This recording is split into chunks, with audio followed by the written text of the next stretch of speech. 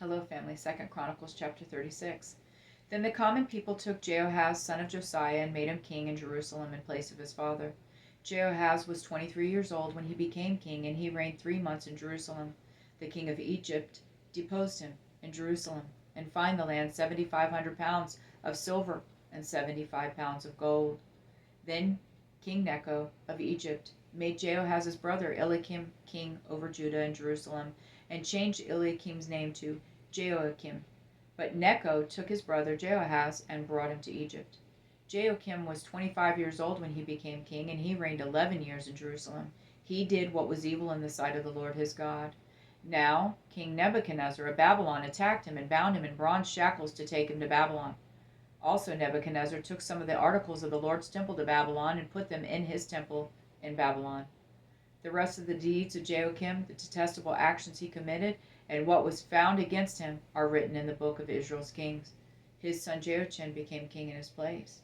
Jehoiachin was 18 years old when he became king, and he reigned 3 months and 10 days in Jerusalem.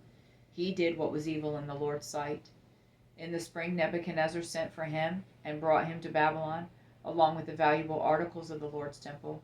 Then he made Jehoiachin's brother Zedekiah king over Judah and Jerusalem. Zedekiah was 21 years old when he became king, and he reigned 11 years in Jerusalem. He did what was evil in the sight of the Lord, his God, and did not humble himself before the prophet Jeremiah at the Lord's command. He also rebelled against King Nebuchadnezzar, who had made him swear allegiance by God. He became obstinate and hardened his heart against returning to the Lord, the God of Israel. All the leaders of the priests and the people multiplied their unfaithful deeds, imitating all the detestable practices of the nations, and they defiled the Lord's temple that he had consecrated in Jerusalem. But the Lord, the God of their ancestors, sent word against them by the hand of his messengers, sending them time and time again, for he had compassion on his people and on his dwelling place. But they kept ridiculing God's messengers, despising his words, and scoffing at his prophets, until the Lord's wrath was so stirred up against his people that there was no remedy.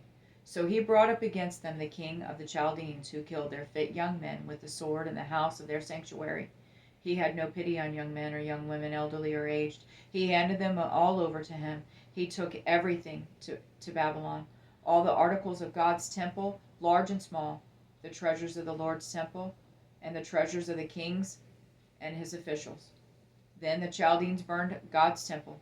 They tore down Jerusalem's wall, burned its palaces, and destroyed all its valuable articles.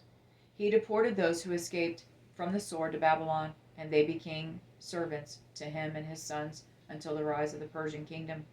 This fulfilled the word of the Lord through Jeremiah, and the land enjoyed its Sabbath rest all the days of the desolation until 70 years were fulfilled.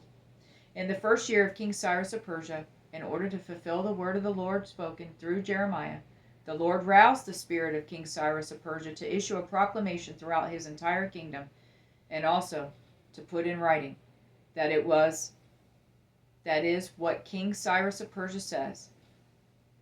This is what King Cyrus of Persia says. The Lord, the God of the heavens, has given me all the kingdoms of the earth, and has appointed me to build him a temple at Jerusalem in Judah. Any of his people among you may go up, and may the Lord his God be with him. I love you, Jonathan, Jesse, and Marie.